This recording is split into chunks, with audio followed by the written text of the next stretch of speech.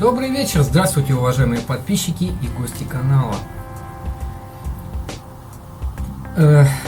Новый рассказ под названием «Ночной костер». Заглавие рассказа взял слова из песни Лаймы Вайкуле. Думаю, все уже, наверное, знают, что я не очень-то люблю нашу эстраду, и даже советскую эстраду не очень любил, но бывают, конечно, исключения. Редкие песни нравятся. И вот эта песня одна из немногих. Итак, такие вот строки. «Гори, гори, ночной костер, гори. Твое тепло, твое добро неистребимы. Дари, дари, дари, ночной костер, дари. Воспоминания о друзьях моих любимых». Это как бы такой своеобразный эпиграф к рассказу.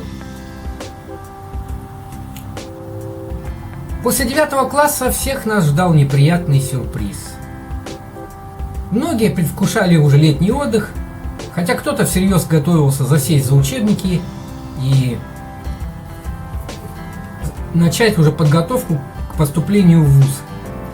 Как все наши планы были безжалостно нарушены военруком. Человек этот был словно пришельцем из прошлого, этаким динозавром, чудом сохранившимся до четвертичного периода кайнозойской эры. Надо сказать, что во времена оны он проходил службу на флоте, а там дисциплина наиболее жесткая и время службы опять же целых 3 года. Ну а он был еще к тому же кадровый военный и дослужился до ранга капитан 3-го ранга. За что и получил кличку в нашей школе кафтан 3-го сорта. Заканчивались 80-е годы, а он все еще жил реалиями середины 60-х и требовал, чтобы мы также относились к военному делу, как к математике или там физике. Вспоминается такой эпизод, что он закатил 2 нашему круглому отличнику Вовке Зайцеву лишь за отсутствие на уроке. Хотя тот отсутствовал по уважительной причине, не помню, кажется, он болел. Но Вовка никогда не был прогульщиком, уж это я помню отчетливо. В общем, зверствовал Митрофан, полное второе его прозвище, на полную катушку. И, наконец, очевидно, его совсем переклинило, и в 86 году, в самый разгар перестройки, он вообразил, будто пора готовиться к войне с америкосами. Ну, видно, самое время подоспело. Причем, понятно же было, что война-то будет ядерной, об этом уж, как говорится, все газеты многократно сообщали. И готовиться к ней, в общем-то, бессмысленно. Но много вам проку от рытья окопов и обучения стрельбе из винтовки Дегтярева, если все решат ракеты и компьютеры. После обмена сотней боеголовок с ядерными зарядами воевать будет, скорее всего, не с кем. А я еще добавлю от себя, что не помогут никакие и бункеры, где останутся, конечно, живые люди. Но долго ли они протянут без еды, воды и кислорода? Ну пусть даже еда у них окажется на месяц, что уж, конечно, уже невероятно. Но воздух-то кончится через пару дней, и все они умрут от удушья. Так что бункеры, на мой взгляд, это далеко не решение проблемы.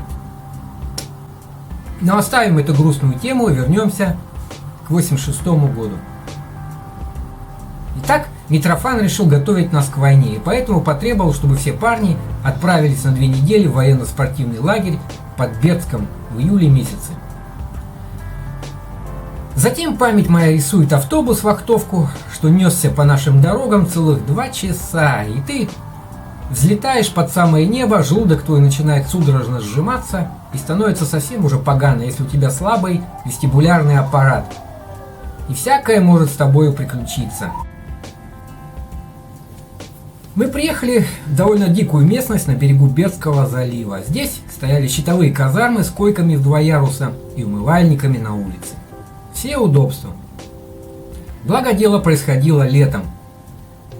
Невдалеке виднелась убогая деревенька Бурмистрово, где шла обычная сельская жизнь с коровами, заготовкой сена, самогонкой и деревенскими люмпинами, что всегда подкарауливали пионеров и весело кидали им дюлей.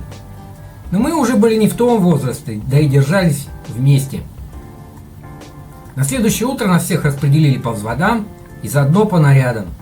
Кухонный наряд попал под начало веселому сержанту Юрию из ВВшников. Позднее в армии я узнал, как их ненавидят все рода войск, и не дай бог ВВшнику на дембель попасть на глаза тем же стройбатовцам или танкистам, забьют насмерть. Но в ту пору я еще был даже не чижиком, а все еще находился на гражданке. И лишь удивился блатному жаргону сержанта. Юра обладал 2-метровым ростом, лошадиным лицом, с такой английской челюстью, и все хохмил. «Вы все СКПшники, склонные к побегу!» Так он шутил, и на лице у него расплывалось нечто вроде улыбки, какую может изобразить крокодил после вкушения очередной жертвы. Итак, служба наша, или вернее нечто похожее на службу, началось. Днем мы занимались строевой подготовкой, куда же без нее. Думаю, она очень пригодилась бы, случись настоящее столкновение, опять же с ядерным оружием. Неужели до командиров не доходило, что маршировать по полям, зараженным радиацией, это верх идиотизма? Однако нас упорно учили тянуть носок, делать повороты и всякую такую ненужную хрень. Немного развлечения доставила стрельба из винтовки, все же оружие, хотя и допотопное. Мне удалось попасть в десятку буквально с первого выстрела. Этот момент я вспоминаю и до сей поры. Впоследствии никогда более оружие я не держал, вплоть до поступления в охрану уже в 2010 году. Самое веселое случилось на третий день. Жара в тот день стояла под 30 градусов, солнце палило словно в Ташкенте или может где-нибудь там еще южнее. А нужно было ползти по полю среди сочной травы и кузнечиков, стрекочущих на все лады. Называлось это перемещение под огнем противника. На каждом из нас висело килограмм по 20 экипировки, и это еще что? Вместо автоматов Калашникова мы выпиливали себе из дерева макеты, что естественно уменьшило всю тяжесть.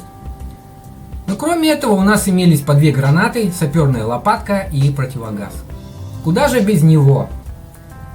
И вот ты ползешь по полю, лицо все потное, гранаты звякают одна о другую. Хорошо.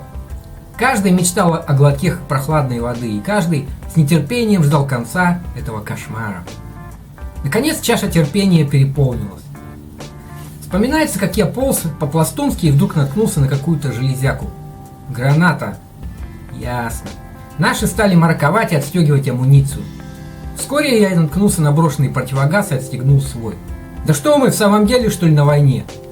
Мелькнула запоздалая злая мысль. И вскоре все поле было усеяно гранатами и противогазами. После завершения первого этапа началось ориентирование на местности с помощью компаса, которое показалось нам после этого просто каким-то детским утренником. Ходишь по лесу, в прохладе, птички щебечут, красота. Зато на закуску последовало рытье окопов. Да, окопы безусловно помогут. После попадания ракеты, которая разносит вдребезги целые кварталы, в окопе вы, конечно же, спасетесь. Все это лишний раз доказывало одно. К современной войне наши офицеры не были готовы и продолжали учить приемам, применявшимся 40 лет назад. И все это чистая показуха и глупость. Кстати, все те же, как говорится, приемы применяются и по сей день. Ничего не изменилось. Потому что и командование осталось все то же и действует по тем же шаблонам. Они все никак не могут понять, что на дворе уже 21 век. Но все когда-нибудь кончается. Кончился и этот день. Помню, что спустилась ночная прохлада, и только вечером я ощутил, что лицо мое сгорело, и после начало облазить кожа. И тем же вечером многие собрались у костра перед палатками, и там играл привезенный кем-то магнитофон. Вот этот момент остался в памяти навечно. Костер, искры, летящие на много метров вокруг, и слова песни. «Гори, гори, ночной костер, гори». Воспоминания о друзьях моих любимых. Все дальше то время. Скоро мы уже засобираемся в дальний путь, куда ушли многие в 90-х годах. А я все так же помню тот костер и то давнее, любимое время. Спасибо всем, пока.